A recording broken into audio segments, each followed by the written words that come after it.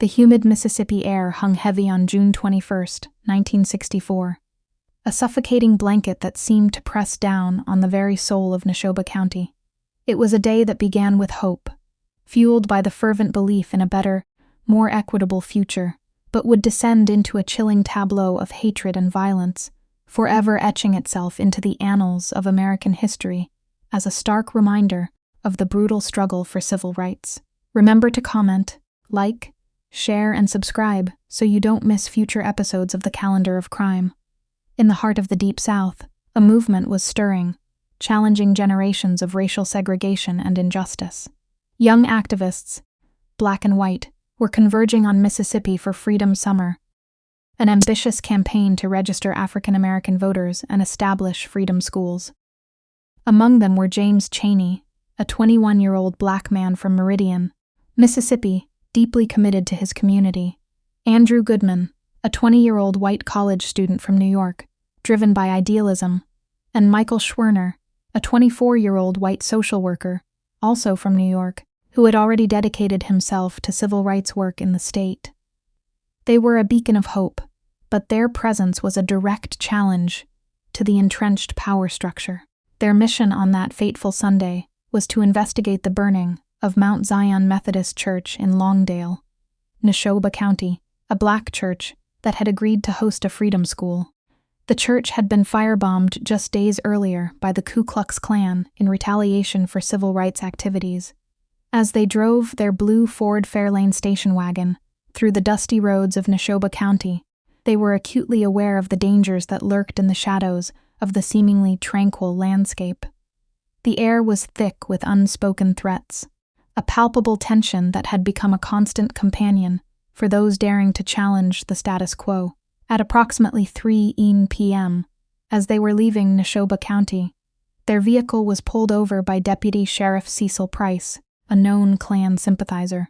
The official charge was speeding, a flimsy pretext for what was to follow. They were taken to the Neshoba County Jail in Philadelphia, Mississippi. Chaney was also charged with reckless driving.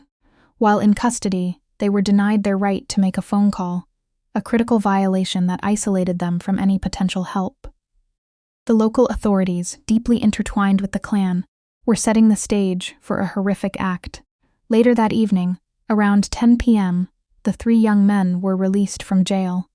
As they drove away, unsuspecting of the ambush that awaited them, they were quickly reapprehended by Deputy Price and a group of Klansmen. The blue station wagon was stopped on an isolated rural road. What transpired next was a brutal act of premeditated murder. They were driven to a remote area, savagely beaten, and then shot at close range. James Chaney, Andrew Goodman, and Michael Schwerner, 3 lives full of promise, were extinguished in a hail of bullets, their only crime a belief in equality and justice. The Klansmen, under the cover of darkness, transported the bodies to an earthen dam on the Olin Burridge farm, where a bulldozer was used to bury them approximately 15 feet deep. The intention was to conceal the crime permanently, to make these 3 disappear without a trace, and to send a chilling message to anyone who dared to challenge white supremacy in Mississippi. The silence of the night swallowed their screams, and the earth became their tomb, a silent witness to an unspeakable atrocity. The disappearance of the 3 civil rights workers immediately sparked a national outcry. The FBI launched a massive investigation, codenamed Mississippi Burning, a testament to the intensity and urgency of the search. For 44 agonizing days, search parties combed the swamps and forests of Neshoba County, enduring the oppressive summer heat and the constant threat of violence from hostile locals. The nation watched, horrified, as the search unfolded, a grim reminder of the dangers faced by those fighting for civil rights. On August 4, 1964, the bodies of Chaney, Goodman, and Schwerner were discovered, buried beneath the earthen dam.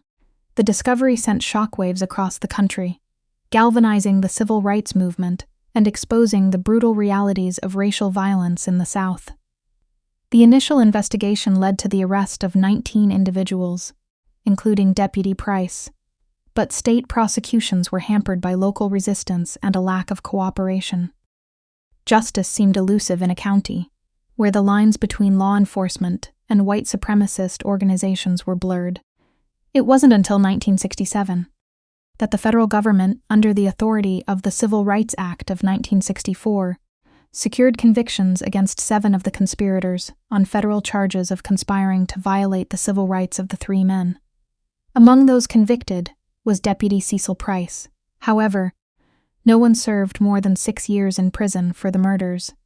The lack of severe punishment for such a heinous crime highlighted the systemic failures of justice for African Americans and their allies in the Jim Crow South. The case remained open for decades, a festering wound in the nation's conscience.